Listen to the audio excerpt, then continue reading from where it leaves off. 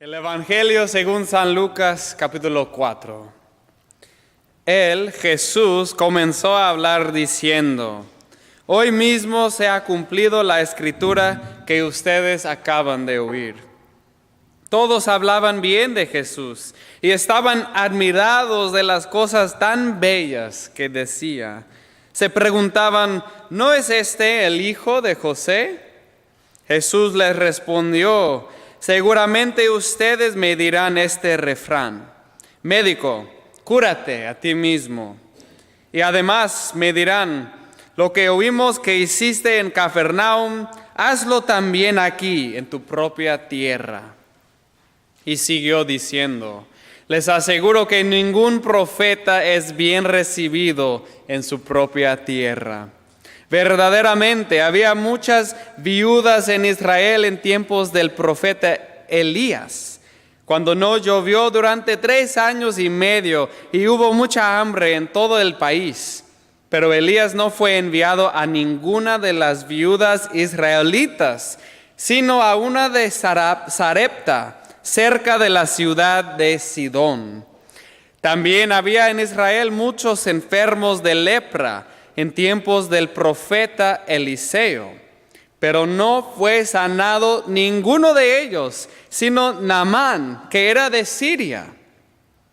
Al oír esto, todos los que estaban en la sinagoga se enojaron mucho, se levantaron y echaron del pueblo a Jesús, llevándolo a lo alto del monte, sobre el cual el pueblo estaba construido, para arrojarlo abajo desde ahí. Pero Jesús pasó por en medio de ellos y se fue. Estas son las buenas, después malas y después buenas, otra vez, noticias de Jesucristo. Te alabamos, Señor. Gracia, paz y fe a ustedes en el nombre de nuestro Señor Jesucristo. Amén. Por favor, pueden tomar sus lugares.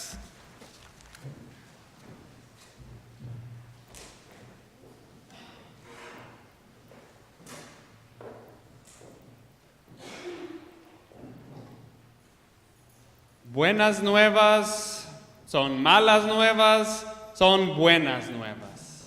Así describe este pasaje de la Biblia un profesor que se llama David Jacobson de la Universidad en Boston de Teología. También creo que es un libro, así se llama en inglés, un libro. Good news is bad news is good news. Buenas nuevas son malas nuevas, son buenas nuevas. Es como que si Jesús está quitando un, ¿cómo se dice? Band-aid. Curita, venda, curita, como lo está sacando. Y ustedes saben, cuando uno tiene una curita por mucho tiempo, tiene que hacerlo rápido, ¿no? No estar ahí esperando poco a poco para que se quite, no. Tenemos que quitarlo rápidamente la curita. Yo lo pensaba de esta manera, porque a mí me encanta tomar los smoothies. Ustedes toman smoothies, usan la licuadora, ponen las verduras, las frutas y todo, mezclan todo.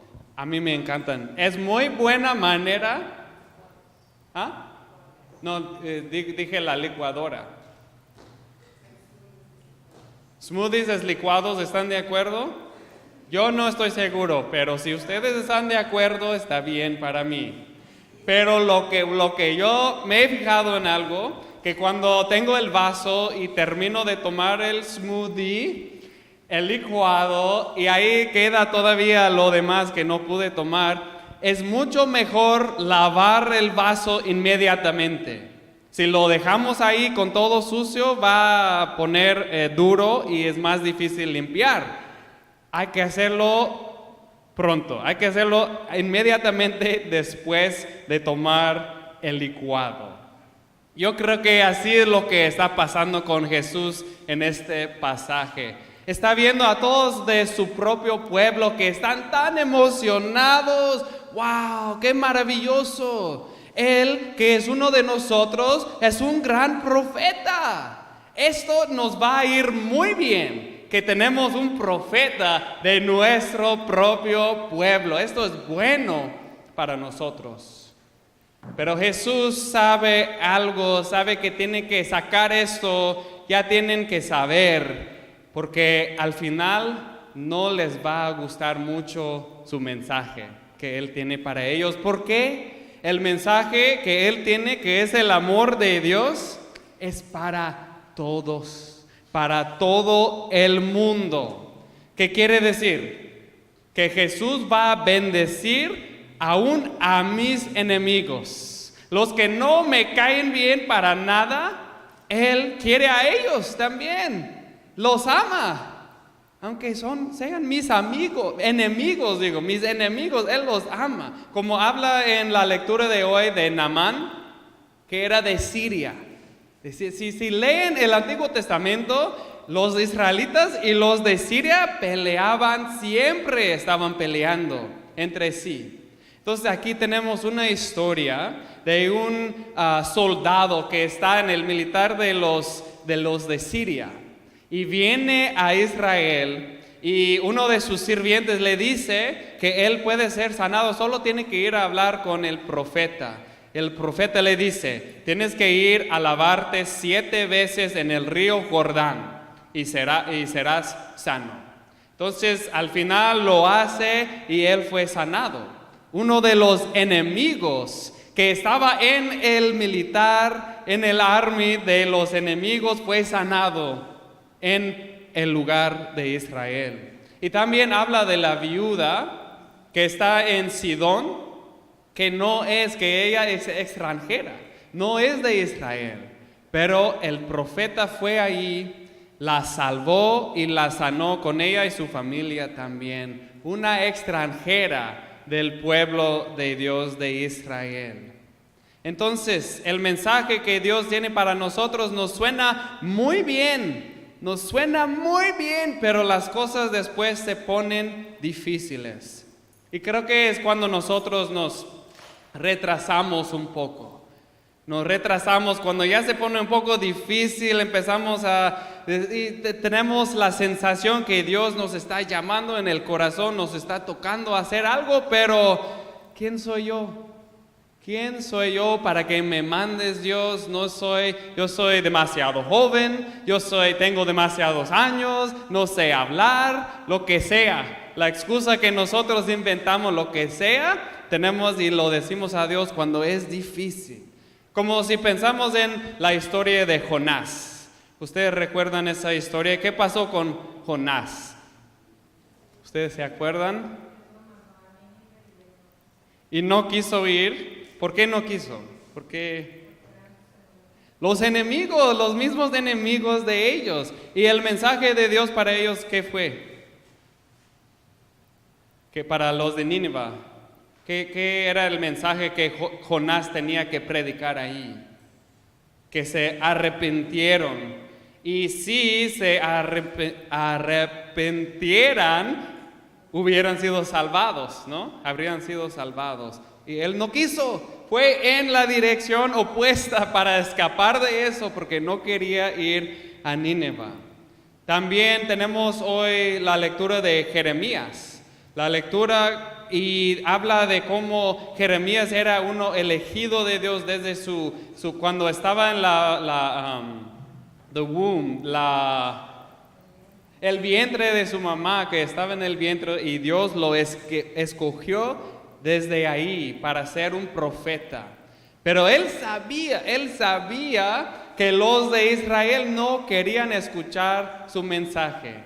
Ellos querían un mensaje que todo iba a salir bien, que todo iba a estar, en inglés digo, hunky dory, que todo estaba muy bien, pero él tenía otro mensaje, que iban a ser destruidos y después levantados de nuevo. Que Dios le estaba mandando a predicar a Israel y a las naciones la justicia de Dios. Y dice ahí, hay una parte interesante en donde está hablando, después él dice, soy muy joven, y dice que Dios le tocó en la boca, ¿no? Dios le tocó.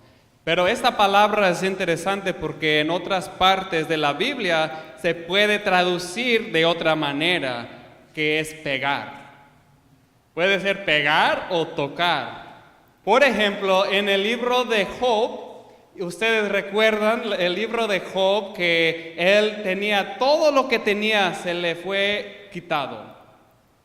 ¿Verdad? De Job era un hombre muy rico, tenía muchos hijos, todo tenía. Y dice que el Espíritu de Dios o el viento de Dios llegó a su casa y derribó a su casa, destruyó a su casa. Es la misma palabra. Dice que tocó su casa, pero nosotros sabemos lo que pasó. Golpeó el viento del Señor, golpeó a su casa. A veces Dios no es tan cariñoso con nosotros. A veces nos puede impactar más fuertemente, nos puede agarrar más fuertemente cuando Él tiene que usarnos por un propósito. A veces así es la interacción que nosotros tenemos con Dios, especialmente cuando el mensaje es algo que no queremos escuchar o simplemente tenemos miedo de compartir nuestra fe, de compartir la historia de Dios con otros. Puede ser muy difícil, especialmente cuando no cabe con nuestras perspectivas del mundo. Pero dice en la Biblia que nosotros tenemos que seguir amando con humildad en el corazón. Dice que ahorita estamos viendo como un espejo. ¿Ustedes se acuerdan de ese versículo?